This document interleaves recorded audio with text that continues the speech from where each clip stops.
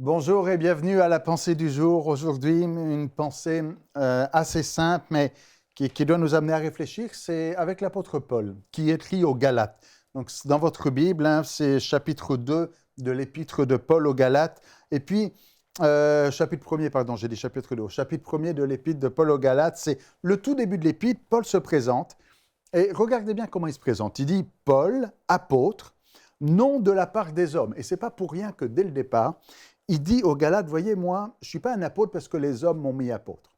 Je suis apôtre non de la part des hommes, ni par un homme, mais par Jésus-Christ. Et quand on connaît l'histoire de Paul, on sait en effet que c'est Jésus lui-même qui a rencontré Paul sur le chemin de Damas et qui l'a envoyé. Il est donc apôtre, ni de la part des hommes, ni par un homme, mais par Jésus-Christ et Dieu le Père, qui l'a ressuscité des morts.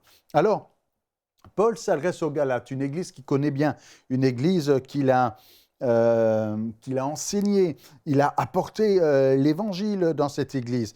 Et voilà que quelques années plus tard, Paul écrit pour faire des reproches. Et il dit au verset 6, « Je m'étonne que vous vous détourniez si promptement de celui qui vous a appelé par la grâce de Christ pour passer à un autre évangile. » Et ce qui était vrai au temps de l'apôtre Paul, malheureusement, l'est encore aujourd'hui dans bien des situations. Je ne sais pas comment ça se passe chez vous, mais en tout cas, Paul ici, on sent une frustration. Et on sent que Paul bon, c'est un père spirituel pour l'église de Galatie, et que Paul dit, mais je suis venu, on a annoncé l'évangile, je vous ai proclamé la bonne nouvelle, et je m'étonne, comment se fait-il, comment ça se peut que vous vous détourniez si facilement, si promptement de la grâce de Christ. Vous avez reçu la grâce de Dieu en Jésus-Christ, vous avez reçu le don de Dieu en Jésus-Christ. Comment vous vous détournez de cette bonne nouvelle, de ce message, de cet évangile, je rappelle que évangile, ça veut dire bonne nouvelle, pour passer à un autre évangile. Et certains vont dire, comment ça, il y a un autre évangile? Alors l'apôtre Paul répond, parce qu'il anticipe un petit peu le questionnement que pourraient avoir les Galates. Il dit au verset 16, non pas qu'il y ait un autre évangile. Il dit, il n'y a pas d'autre évangile. Mais alors comment vous passez à un autre évangile? Il dit, mais il y a des gens qui vous troublent et qui veulent altérer, c'est-à-dire modifier, déformer l'évangile de Christ. Je ne sais pas comment ça se passe chez vous, mais laissez-moi vous dire qu'un peu partout dans le monde, je sais qu'en Afrique pas mal, en Europe aussi, en Amérique du Nord, il y a des gens qui transforment, altèrent l'évangile de Jésus-Christ. Que peut-être vous avez reçu l'évangile avec joie, vous avez reçu une bonne nouvelle, c'est venu changer votre cœur, changer votre vie, ça vous a fait du bien, vous avez trouvé ça formidable, et puis il y a des gens qui viennent vous troubler. C'est quoi troubler? Troubler, c'est venir vous questionner. Vous savez, le diable dans le jardin d'Éden est venu troubler. Quand il est venu dire à Adam et Ève, Dieu a-t-il réellement dit? Et c'est ce qui se passe ici. Ils ont reçu l'évangile, puis il y en a qui viennent dire, mais attends, est-ce que c'est vraiment comme ça que ça marche? Est-ce que tu as vraiment bien compris? Est-ce que l'évangile qui t'a été prêché, c'est pas tout à fait ça, il y a quelque chose qui est différent, et on essaye de transformer et d'altérer. Il y a des gens qui vous troublent, dit l'apôtre Paul, pour altérer, modifier l'évangile de Christ. Et Paul va même jusqu'à dire, mais si nous-mêmes, même si un ange du ciel annonçait un évangile s'écartant de celui que nous avons prêché, qu'il soit anathème, qu'il soit excommunié, qu'il soit...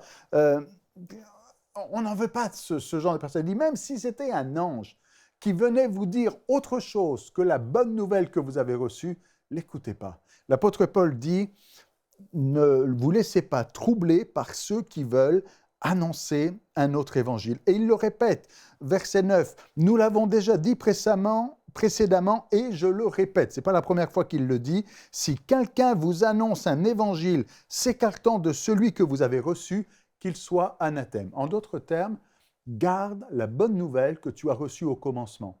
Ne rentre pas dans toutes sortes de réflexions intellectuelles et théologiques qui va venir déformer le beau message de l'Évangile qui a changé ta vie. L'apôtre Paul dit, « Je déclare, frères, que l'évangile qui a été annoncé par moi n'est pas de l'homme. Et Paul insiste dessus, hein, ce n'est pas la première fois, j'ai insisté que sur le verset premier, il dit qu'il n'est pas apôtre de la part d'un homme, que ce n'est pas un homme qui l'a mis apôtre. Et là, de la même manière, il dit l'évangile que vous avez entendu, ce n'est pas l'évangile d'un homme, ce n'est pas l'évangile qui a été annoncé, ce n'est pas l'évangile qui a été reçu d'un homme. Il dit je ne l'ai ni reçu ni appris d'un homme, mais d'une révélation de Jésus-Christ. Paul dit l'évangile que je vous ai annoncé, ce n'est pas quelqu'un qui est venu m'enseigner ça. Ce n'est pas la réflexion intellectuelle qui m'a amené à telle et telle pensée, c'est une révélation de Jésus-Christ. De la même manière aujourd'hui, quand l'Évangile a touché ton cœur, quand l'Évangile a changé ta vie, quand cette bonne nouvelle t'a amené à naître de nouveau, ne te laisse pas troubler par un évangile d'homme, par un évangile, c'est ce que dit l'apôtre Paul ici, un évangile reçu d'un homme par une réflexion intellectuelle, mais il faut garder la révélation de Jésus-Christ. Et c'est important de pouvoir dire comme l'apôtre Paul, je sais en qui j'ai cru.